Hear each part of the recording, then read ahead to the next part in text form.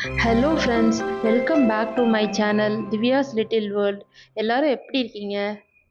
இன்னைக்கு வீடியோவில் சுண்டைக்காயை வச்சு ஒரு துவையல் தான் எப்படி செய்கிறதுன்னு பார்க்க போகிறோம். அதுக்கு தேவையான பொருளெல்லாம் என்னென்னு பார்த்துடலாம். ஒரு கப் சுண்டைக்காய் எடுத்துக்கலாம், 1 டேபிள் ஸ்பூன் உளுத்தம் பருப்பு, 1 டேபிள் ஸ்பூன் கடலைப்பருப்பு, காரத்துக்கு தேவையான அளவு காஞ்ச மிளகாய், 5-6 பல் பூண்டு, கொஞ்சமாக சின்ன வெங்காயம், ஒரு கைப்பிடி அளவு துருவிய தேங்காய், தேவையான அளவு உப்பு, கொஞ்சமாக புளி, இதெல்லாமே எடுத்துக்கலாம். இப்போ ஒரு கடாய் சூடானதும் அதில் தேவையான அளவு எண்ணெய் சேர்த்துக்கலாம்.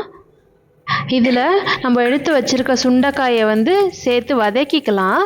இதை பண்ணுறப்போ நான் ஒரு தப்பு பண்ணிட்டேன். சுண்டைக்காயை அப்படியே சேர்த்துட்டேன். அதனால் வதக்கிறப்போ அது ஒரு மாதிரி வெடிக்க ஆரம்பிச்சிருச்சு. நீங்கள் ஒன்று ஒன்றா கட் பண்ணிக்கலாம், அப்படி இல்லைன்னா இடித்து சேர்த்துக்கலாம். வதங்கிறதும் ரொம்ப சீக்கிரமாக வதங்கிடும்.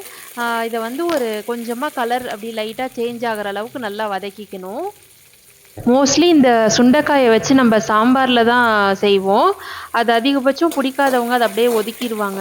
ஸோ இதோட பெனிஃபிட்ஸ்லாம் அவங்களுக்கு கிடைக்காம போயிடும்.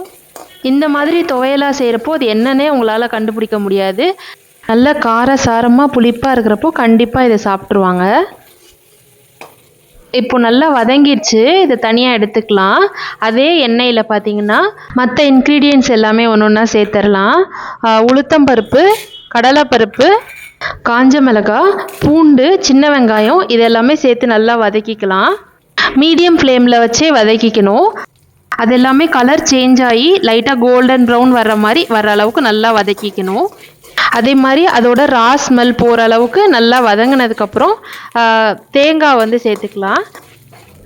அதுவும் லைட்டாக கலர் சேஞ்ச் ஆகிற அளவுக்கு வதக்கிக்கலாம். உப்பு, அதுக்கப்புறம் புளி, இதையும் சேர்த்து இதிலே கலந்து நல்லா வதக்கிக்கலாம். இந்த சுண்டைக்காயில் பார்த்தீங்கன்னா நிறைய ஹெல்த் பெனிஃபிட்ஸ்லாம் இருக்குது.